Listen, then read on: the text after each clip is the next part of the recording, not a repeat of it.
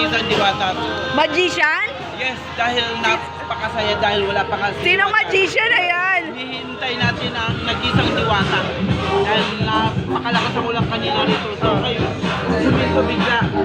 So yan guys, nakatabi kami rito para sa pagdating ng nag-iisang diwata para sa overload.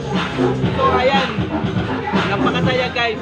Hindi ko na-expect, hindi ako nakapaniwala na napakaraming tao rito. Nakalang balang.